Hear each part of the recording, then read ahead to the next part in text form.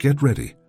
There's a type of interaction that, if you don't recognize it, can drain your life force, undermine your confidence, and derail you from your path. It's not about physical danger, but about a kind of emotional and psychological wear and tear that over time can be devastating. Have you ever felt that sense of being stuck in a cycle of frustration, trying to change a dynamic that seems unchangeable?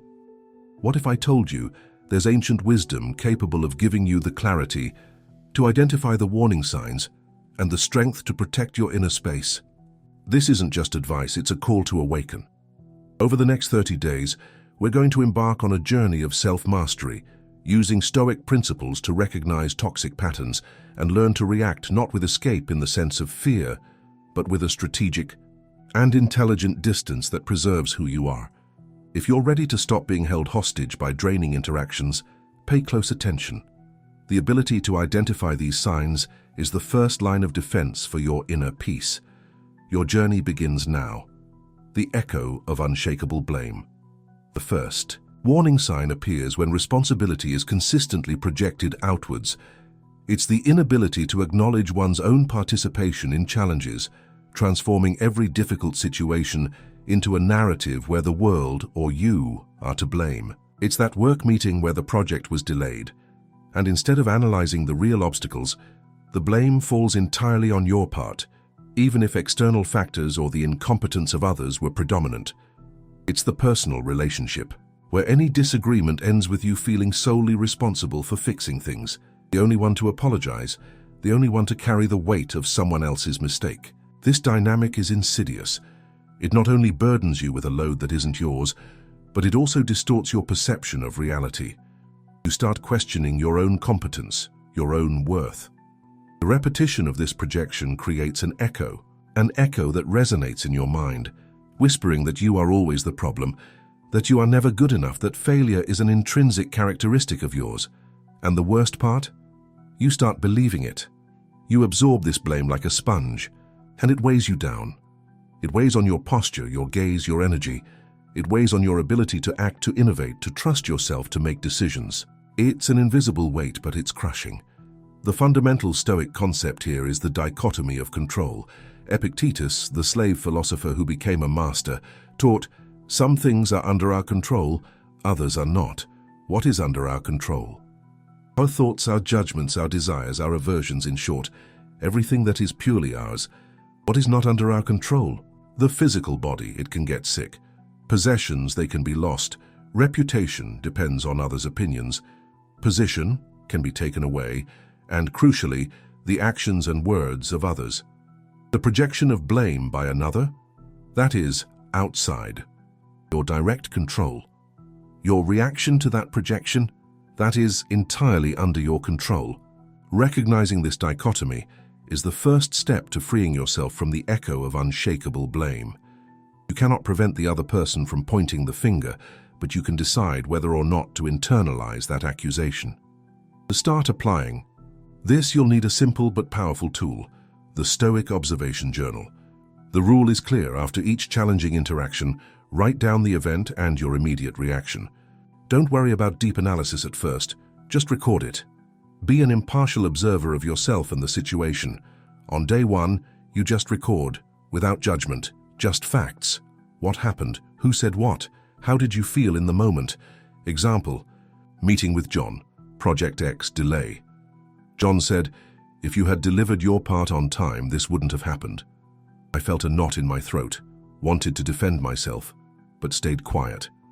Felt anger, then frustration. On day 3, a small insight emerges. You notice a pattern in your own reaction. You tend to absorb others' blame. You notice that in different situations with different people, the dynamic repeats itself. Someone projects, you internalize.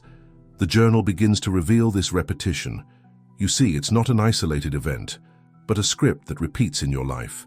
And this realization is painful, yes, but incredibly liberating. It's the first ray of light in the darkness.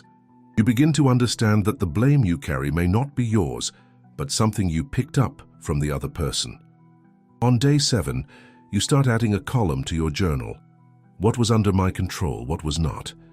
Going back to the example with John, what was under my control?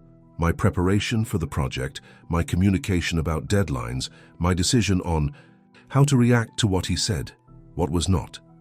John's comment, the delay on Mary's part, management's decision to change the scope halfway through. This distinction begins to create a mental barrier. You clearly see where your responsibility ends and where the other person's begins, and you realize that John's accusation was outside your control and, more importantly, may not reflect the totality of the situation or your true responsibility. On day 10, the exercise evolves. Now you write down, what stoic reaction could I have had? What internal judgment do I need to modify? Instead of feeling the knot in your throat and internalizing the blame, the stoic reaction would be to recognize John's words as his, perhaps a reflection of his frustration or his inability to see the whole picture, or even his attempt to absolve himself. The internal judgment to modify is the automatic belief that if someone blames me, I must be guilty. The new belief to cultivate is, blame is a judgment. I need to analyze the facts before accepting any judgment, especially about myself.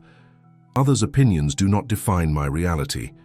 The practice here is not about retaliating or publicly proving the other person wrong. No, the strategic distance here is internal. It is the distance you place between the other person's accusation and your acceptance of that accusation. It is the silent and firm refusal to absorb what doesn't belong to you. It is the inner strength to say to yourself, this is not mine to carry.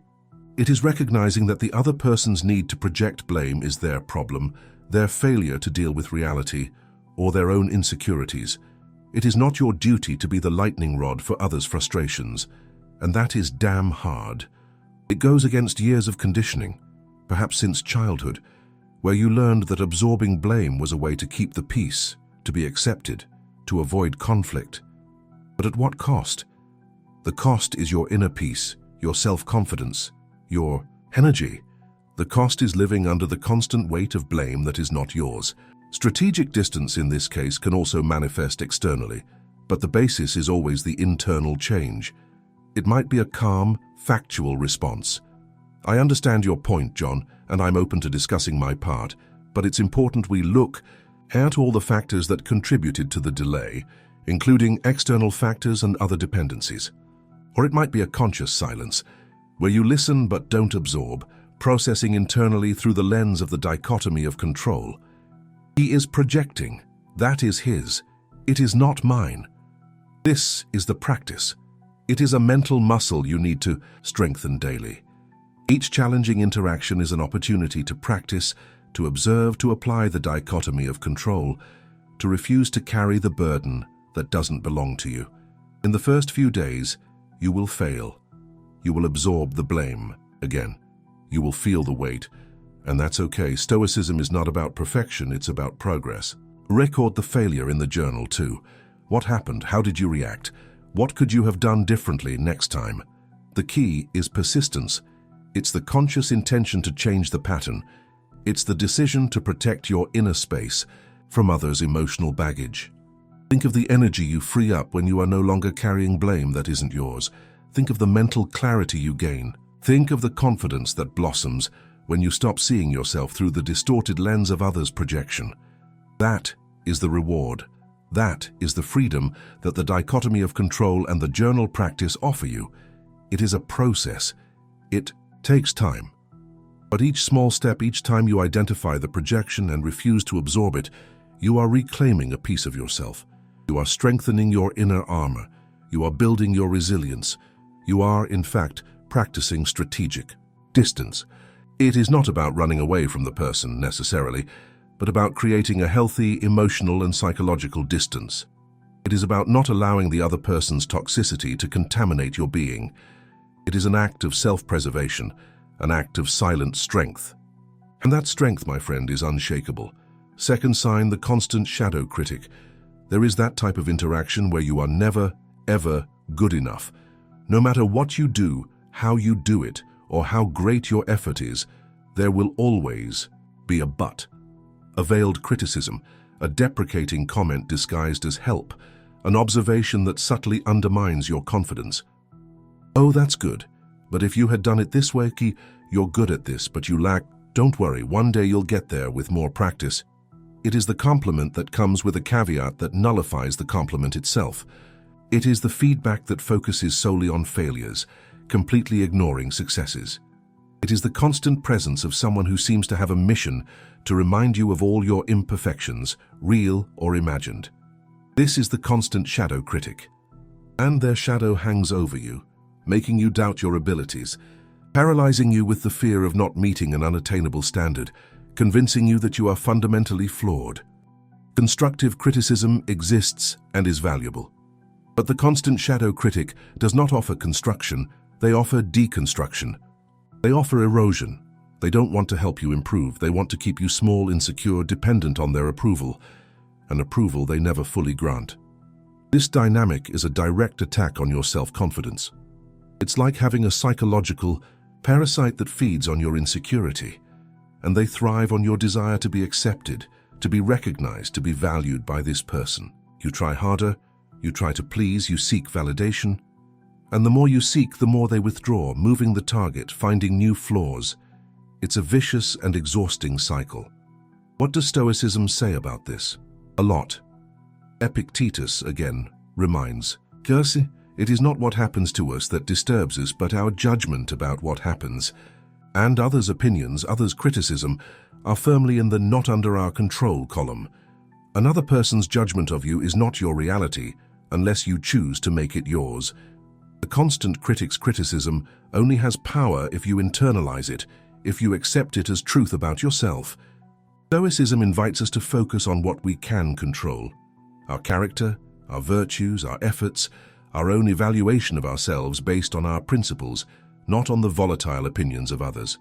Marcus Aurelius, the philosopher-emperor, wrote in his Meditations about the importance of living according to reason and nature, and about rational indifference, adiaphora, to external things like reputation or others' opinions. Your worth is not determined by what so-and-so thinks of you, but by the way you live, act, and think according to your own ethical and rational standards. To combat the shadow of the constant critic, you will need a Stoic practice. The Stoic mental shield. Visualize a protective shield around your mind. This shield is not a denial of reality or a block to all feedback. It is a filter. It allows in constructive criticism, the kind that genuinely aims for your growth and is delivered respectfully and helpfully. But it repels destructive criticism, the deprecating kind, the kind that comes from a malicious or insecure source. It repels toxicity. How to use the journal here. Write down the specific criticisms that hit you. Write down the situation, who said it, what was said, and how you felt. Then analyze it through the lens of the Stoic mental shield. Is this criticism factual? Does it point to something I can genuinely improve? Or is it a vague judgment, a deprecating opinion, a projection of the other person's insecurity? Example: criticism. Your report is confusing. It lacks depth. I don't know how you came to these conclusions.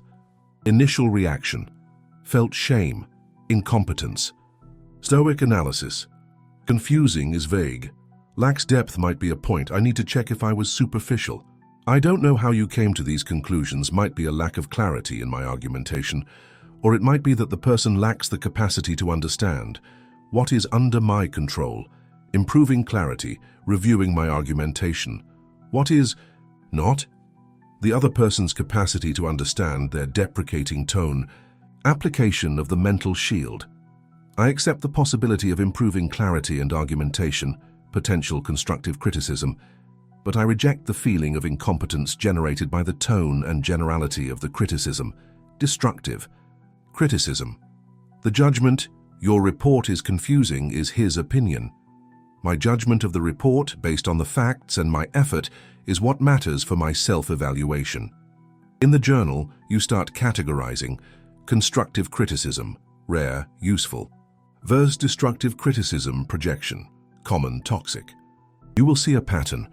The constant critic almost never offers constructive criticism. They just point out flaws, often invented or exaggerated, to diminish you. Strategic distance here is multifaceted. First, it is the internal distance of the mental shield. You do not absorb the toxic criticism. You hear it, analyze it coldly with reason, and discard it if it is unfounded or malicious. It is a way of saying, "Your opinion of me is not my reality. My worth does not depend on your approval." Second, it can be verbal distance. Instead of justifying yourself exhaustively or begging for validation, you can respond calmly and briefly. "Thank you for your feedback, I'll consider it." No emotional engagement, no defending yourself, no giving them the power to destabilize you. Third, and perhaps the most difficult, it can be physical or time distance. If the interaction is consistently toxic and draining, limiting your exposure time to this person is an act of self-preservation. This is not escape out of fear. It is strategic protection of your energy and sanity. It is recognizing that this specific interaction is a risk to your psychological integrity and taking steps to mitigate that risk. It is a rational calculation. The cost of being close to this shadow is greater than any apparent benefit, like the vain hope of finally receiving approval. This hope is a trap. Freedom comes when you stop seeking the constant critic's approval and start seeking only your own, based on your Stoic principles. It is a process of desensitization to others' opinions, especially malicious opinions. You are training your mind to value what is under your control, your effort, your character, and to be indifferent to what is not, the other person's unfounded judgment. It is like building emotional immunity. It hurts at first because you are used to caring, but with practice, the poison of toxic criticism loses its effect. It hits your mental shield and bounces off. You continue on your path, focused on what matters, living a virtuous and rational life according to your own standards. The energy you save by not constantly defending yourself or seeking approval is immense. This energy can be channeled into your real growth, into your projects, into the people who genuinely support you. This is the strength of strategic distance against the constant shadow critic. It is the strength of someone who knows their worth regardless of what others say. It is the strength of psychological self-sufficiency, and that, my friend, is non-negotiable. Third sign, the emotional black hole. Do you know someone who seems to always be in crisis? Someone whose life is an endless succession of dramas, problems, and suffering. And the worst part, this person seems to have a supernatural ability to drag you into the center of this chaos. You become the constant listener, the unofficial counselor, the shoulder to cry on, the problem solver. And this person never seems to truly get better. The problems change, but the need for drama and attention remains the same. This is the interaction with the emotional black hole. They suck up your energy, your time, your patience, your ability to focus on your own challenges and your own life. You leave these interactions drained, heavy, as if you had carried the weight of the world on your shoulders. And no matter how much you try to help, offer solutions, give support, nothing seems to be enough. Nothing fills the void. The black hole keeps sucking.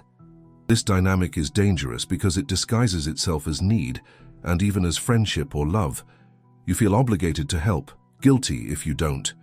After all, the person is suffering, right? But there is a crucial difference between offering support to someone going through a difficult phase and being constantly drained by someone who seems to live in difficulty and who, perhaps unconsciously, feeds on the attention and energy that drama generates. The emotional black hole rarely offers anything in return. The conversation is always about their problems. Your own concerns are minimized or completely ignored. You are a receptacle, not a partner in the interaction. Stoicism teaches us about the importance of taking care of ourselves so that we are able to help others. It is the wisdom of the oxygen mask on the plane. Put yours on first so you can help those who need it. If you are exhausted, you are useless for anything else, neither for yourself nor for the other person. Furthermore, Stoicism reminds us of the dichotomy of control again. You can offer support, listen, give advice, if asked and if you have something useful to say, but you cannot solve the other person's problems for them. You cannot make them happy. You cannot fill their void. Change, responsibility for their own life and well-being, ultimately, is under their control, not yours. Trying to do it for them is a losing battle that will only wear you out. The Stoic practice here is to establish the Stoic energy limit. Visualize your energy as a finite resource, like a battery. Each interaction consumes an amount. Healthy interactions recharge, or at least don't drain excessively. Interactions with the emotional black hole drain quickly and deeply. Setting an energy limit is deciding how much charge you are willing to give up without compromising your own functionality and well-being. How to use the journal. Write down interactions with this person. How long did it last? Where did it happen? What was the main topic? How did you feel before and after the interaction? You will likely notice a clear pattern. Before, perhaps feeling good or neutral. After, invariably drained, heavy, frustrated. Also note, how much energy did this interaction consume on a scale of 1 to 10? How much energy did I have available? How much energy was left? This visualization in the journal makes the cost of the interaction tangible. You see on paper or screen the drain that is happening. Also note, attempts to offer solutions or change the subject and how they were received, likely ignored or deflected back to the drama. In the journal, start reflecting. What is my responsibility in this dynamic? Is it my responsibility to be this person's only pillar of support? What would happen if I wasn't available all the time? What fear prevents me from setting boundaries? The fear of being seen as selfish? The fear that the person will collapse and I'll feel guilty? The fear of losing the relationship, even if it's a toxic relationship? Strategic distance against the emotional black hole is fundamentally about managing your time and energy. It is not about abandoning someone in genuine need, but about recognizing that this need has become chronic and unilateral, and that your role has become that of an inexhaustible provider who is being taken advantage of, consciously or unconsciously. It may involve limiting the frequency of interactions. Instead of daily conversations, perhaps weekly, limiting the duration of interactions, setting a time and gently ending the conversation when time is up. I need to go now. I have another commitment. Redirecting the conversation. When the drama starts to dominate, try to change the subject to something lighter or factual. If that's not possible, maybe it's a sign to end the interaction, redirecting the person to more appropriate sources of support. Have you thought about talking to a therapist about this? They can help you with practical tools. Maybe it would be good for you to seek a support group for this specific issue. This is not rejection. It is a recognition that your capacities are limited and that the person may need professional help or a broader, more adequate support system. It is an act of honesty for you and for them. It is difficult to say no or set boundaries, especially to someone you care about or once cared about deeply. The person may react with more drama, guilt. You don't care. I thought I could count on you. This is where the Stoic practice of the mental shield and the dichotomy of control come together. The judgment, you don't care, is outside your control. It is their interpretation. Your action of setting a boundary, if done respectfully and based on your need for self-preservation, is a virtuous and rational action. You are not responsible for their emotional reaction. You are responsible for your action, which should be aligned with self-care and rationality. Strategic distance here is about creating a healthy space between you and the other person's draining intensity. It is about protecting your own flame so that it is not completely extinguished. It is about understanding that helping does not mean sacrificing yourself to exhaustion. It is about recognizing that some people, no matter how much you want them to, are not ready or do not want to get out of the hole, and you cannot jump in with them. Your primary responsibility is to your own life and your own path. This is the strength of rational self-preservation that Stoicism promotes. It is difficult. It requires courage, but it is essential for your psychological survival. It is the strength of saying, I care, but I cannot lose myself to save you. My energy is valuable and needs to be protected. Fourth sign, the board of subtle manipulation. Not every toxic interaction comes in the form of yelling or direct accusations. Some are much more subtle, sneaky, and therefore harder to identify and combat. It is manipulation. It is when someone uses psychological tactics to control you, to influence you to do what they want, often against your will or interests. It can be emotional blackmail. If you don't do this for me, I don't think I can handle it, and it can be the victim game to make you feel guilty and compelled to help. Oh, my life is so hard. nobody ever helps me, and now this. It can be the deprecating comparison. So-and-so can do this easily, why can't you? It can be subtle gaslighting, making you doubt your own perception of reality. I never said that, you're making things up. Or you're exaggerating, it was nothing. It can be creating a sense of artificial obligation. This is the interaction on the board of subtle manipulation. You feel uncomfortable, pressured, confused, but you can't pinpoint exactly why. You leave the interaction feeling like you agreed to something you didn't want to, or that you felt guilty for something you didn't do, or that your reality was distorted. Manipulation is an attack on your autonomy and your ability to make decisions based on your own reason and values. It puts you at a disadvantage, where your emotions, guilt, pity, fear, desire to please, are used against you. You become a piece in the other person's game, moved by the invisible strings they pull. Stoicism values autonomy, integrity, and virtue above all else. To live a good life, for a Stoic, is to live according to reason and virtue, wisdom, justice, courage, temperance. Manipulation tries to pull you away from this path, forcing you to act for external motives, guilt, fear, obligation, instead of internal ones, your own rational will, your principles. Epictetus said, "Our principal task is this, to separate and distinguish things, so that I may say clearly which are external and do not concern me, and what kinds of things I have within myself and are mine." Manipulation blurs this distinction, making it seem like the other person's need or drama is your responsibility, or that their distorted opinion is your reality.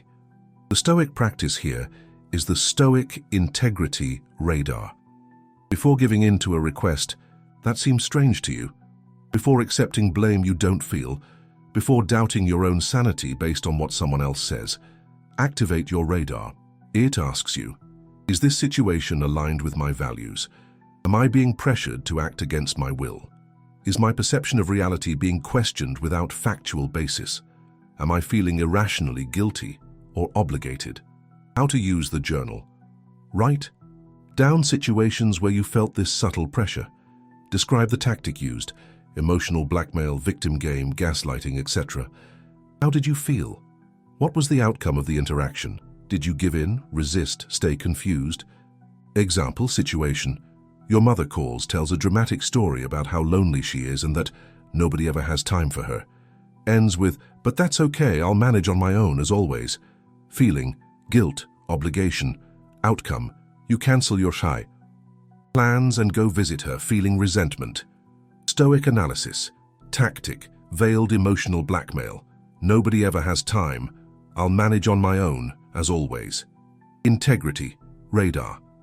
My mother has resources not to be alone, friends, activities. My obligation to visit her does not negate my need to have my own commitments. Giving in out of irrational guilt is not aligned with temperance, moderation, or wisdom, acting rationally. Strategic distance against subtle manipulation begins with identification. You need to see the tactic for what it is, an attempt at control. The journal helps you catalog these tactics and recognize the patterns. Once identified, the power of manipulation drastically decreases. Strategic distance can be not engaging with the victim narrative. Instead of offering pity or trying to save, acknowledge what they said. I understand you feel that way, without validating the manipulation or giving in to the implicit request, not over-explaining or justifying. Manipulators thrive on making you defend yourself. A calm and direct response, "I won't be able to do that right now, I have other plans," is more effective than a long explanation that can be used against you.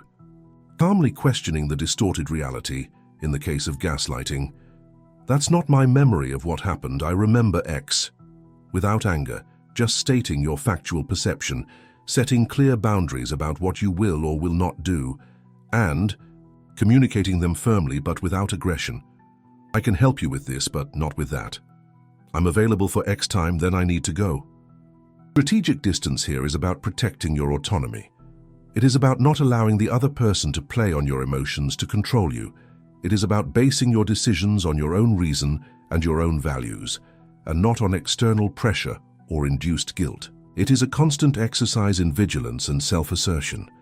You are training your mind to recognize the invisible strings and refuse to be pulled by them. It is the strength of someone who governs themselves instead of being governed by others. It is the strength of inner freedom, and that freedom, my friend, is the greatest asset you can protect. If you've made it this far, it's because some of this resonated.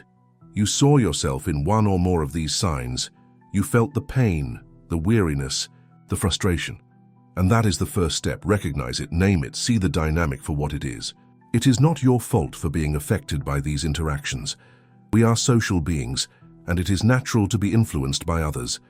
But it is your responsibility, from now on, to learn to protect yourself. The 30-day journey using the Stoic observation journal and applying these practices, dichotomy of control, mental shield, energy limit, integrity radar, will not eliminate toxic people from your life. Although, in some cases, strategic distance may lead to that naturally. But it will radically change how you are affected by them. You will stop being an easy target and become an unshakable rock. Your energy will stop leaking out through these drains. Your confidence, previously undermined, will begin to rebuild brick by brick, based on the solidity of your own principles and your ability to govern yourself. You will reclaim your inner space, a sanctuary of peace and clarity that others, toxicity, can no longer invade. This journey requires consistency. It requires self-discipline. There will be days when you feel frustrated, when the old reactions come back. That's okay. Stoicism teaches us perseverance. With each failure, learn. With each small success, celebrate the inner achievement. You are redefining interaction patterns that may have existed for years. This doesn't happen overnight. But the results are worth every ounce of effort. More energy, more clarity, more peace, more self-confidence, more control over your own reactions and your own life. A sense of dignity and self-respect that nothing external can take away. If this content helped you see these dynamics in your life, if you felt a glimmer of hope or recognition, please show us some love. Give it a like to strengthen the message. Subscribe to the channel if you haven't already, because we will continue to delve into these topics and other aspects of Stoic self-mastery. And most importantly, comment below. Tell me which of these signs impacted you the most, which dynamic you recognized in your life. Share your experience, your difficulties, your small victories. Your participation enriches this community and helps others who are going through the same thing. Remember, you are not alone on this journey. Many men face these silent battles against emotional and psychological exhaustion, but many have also found the path to freedom and inner strength. And you can find it too. Strategic distance is not coldness or isolation. It is wisdom. It is the ability to choose where to invest your precious energy and attention. It is the courage to say no to what diminishes you so you can say yes to what builds you up. It is the intelligence to protect what is yours, your mind, your heart, your peace. Over the next 30 days, use your journal. Observe, analyze, practice the Stoic responses. Set your boundaries. Refuse to absorb blame and toxic criticism. Identify manipulation and don't give in. You have the ability. You have the strength. Stoic wisdom is your compass. Your journey of self-mastery and protecting your inner space continues. Don't give up. What you are protecting is your most valuable asset, yourself. The strength is in you. Use it.